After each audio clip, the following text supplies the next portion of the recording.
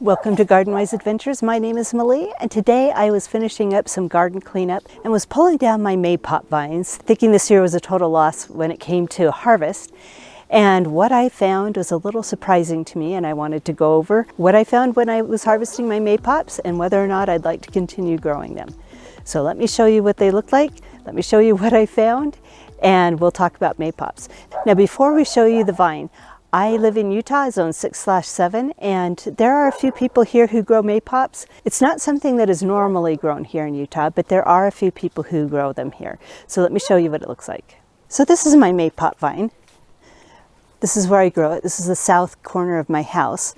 And usually the Maypops use my serviceberry bush as a trellis. And a lot of times it'll reach the roof. The way I prepare my vines for the winter is I just pull them off of the serviceberry and I pile them over their own roots. Now this is to insulate the roots a little bit. This area is open. I don't ever really mulch it. Let me see if I can move the vines and show you the area where they're planted. So when I move the vines, you can kind of see they're planted along this chain link fence. Now,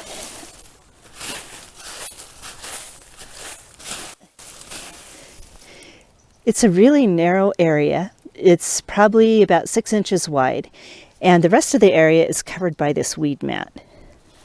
The reason it's covered by weed mat is this is an area that used to have grass, and I chose to put some garden beds here. One of the main reasons is it's not a really useful area to have grass. I don't use the gate behind it at all for coming into the backyard, and it just made sense to have garden beds on this area.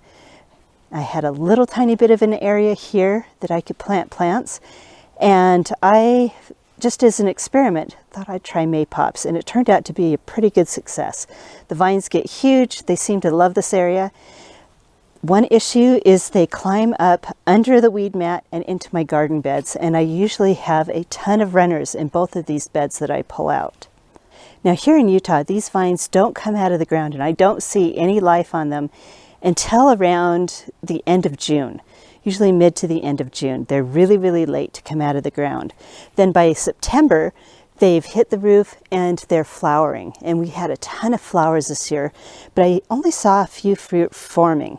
Now, when I pulled them off the vine, let me show you some of the fruits that I see here. I didn't pull off the small ones. Let me see if I can find some small ones. Here's 3 of the small ones. This is what they look like. These are just fruit that didn't get a chance to grow large enough to start to ripen.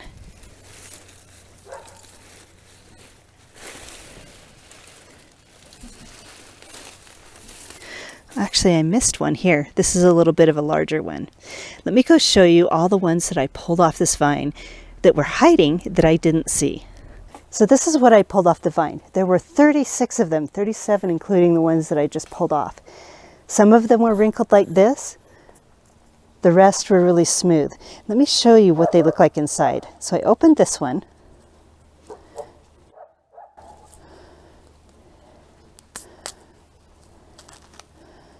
And this is what they look like.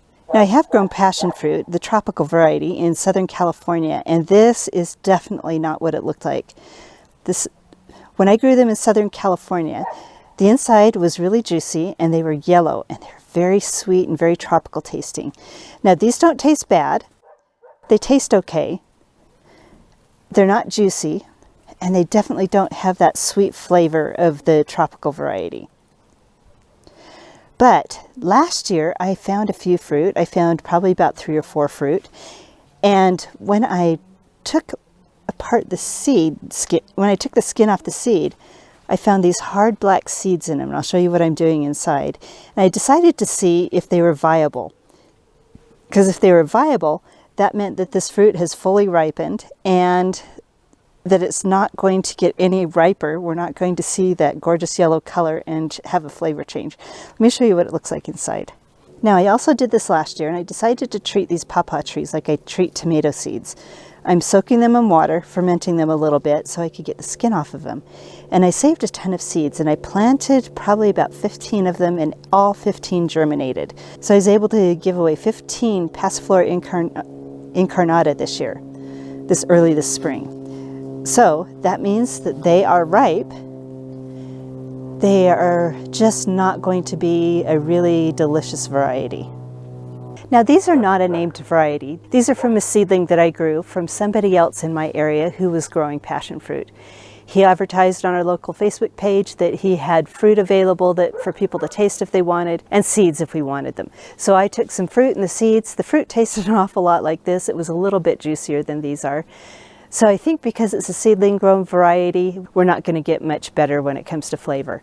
But the flowers are gorgeous. The flowers and the leaves can be used medicinally, and I just absolutely love having a passion vine. I have considered digging these up and finding a named variety, but these spread so much that I'm worried that I'm going to just have these come up in the place of the named variety anyway and not be able to know a difference.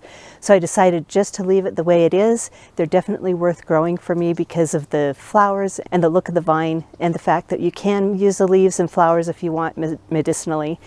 I don't tend to use things medicinally, but I think it's worth it. So if you want to grow passion vine or Maypops in Utah, know that it is possible. And I would love to know if you've grown them here, if you found the fruit palatable, what varieties you've grown, and any information you have on growing Maypops in Utah. So hopefully this video has been useful. If it has been useful, I hope you like, subscribe, share it with your friends, and go have a wonderful garden adventure.